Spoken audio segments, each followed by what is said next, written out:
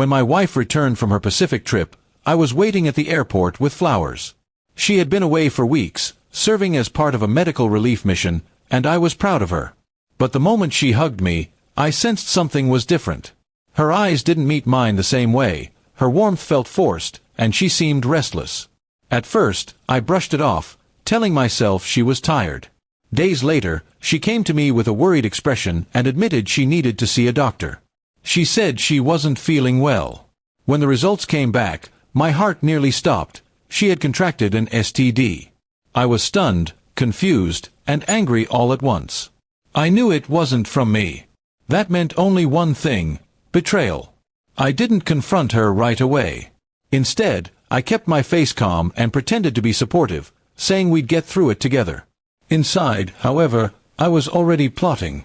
My wife thought she had fooled me, that her secret fling overseas would remain hidden. She didn't know I had just begun my revenge. The first step was silence. I stopped arguing, stopped questioning her, and simply observed. She grew uncomfortable with my quietness, expecting me to lash out or demand answers. Instead, I smiled faintly, carried on with my routine, and acted as though nothing had happened. The silence was my weapon, and it was already working. Next, I started documenting everything. Text messages, medical reports, receipts, anything that could prove her infidelity. I wanted no doubt left when the time came. I quietly reached out to a lawyer and explained the situation. He told me I had a strong case, and that gave me even more strength to play my part patiently. At home, I began to treat her with exaggerated kindness. I cooked dinner, cleaned, even left small notes on the fridge. She mistook this for forgiveness. Her guilt made her soft, and she started slipping, making excuses that didn't add up, taking late-night calls, and pretending to go for walks. I didn't stop her. Every move she made was another nail in her own coffin. When she asked why I wasn't angry, I simply said, "You'll understand in time." That haunted her. I could see it in her eyes. My calmness became her nightmare. She couldn't sleep, couldn't relax, because she didn't know what I was planning. Weeks later, I staged my first strike. At a family dinner, while everyone was gathered, I raised a toast to her incredible sacrifices during her trip.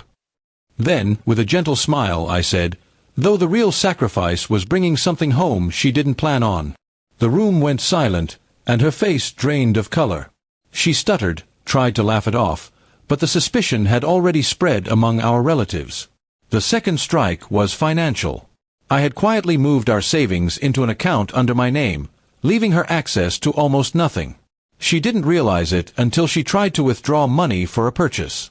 When she confronted me, I said, "You've spent enough already." Her anger boiled, but she knew she had no defense. The third strike came with the divorce papers. I presented them calmly over breakfast one morning, sliding the folder across the table as I sipped my coffee. She opened it, and her hands shook. You planned this," she whispered. I looked her in the eye and replied, "From the moment you came home with what wasn't mine." Her tears didn't move me. She begged, tried to explain, but the evidence was undeniable. My lawyer ensured the case went in my favor. She lost her credibility, her reputation, and eventually, a large share of what she thought she would keep. As the divorce finalized, I walked out of the courtroom free, holding my head high. She sat in the corner, broken, surrounded by whispers. Her betrayal had not only destroyed our marriage but also her standing among those who once admired her. Revenge hadn't come from shouting, fighting, or violence. It came from patience, silence, and precision. I had turned her lies against her and let the truth do the damage. In the end, she lost everything she had tried to protect, while I gained peace. And though she might never admit it, she knew that the day she brought home her secret was the day my revenge began.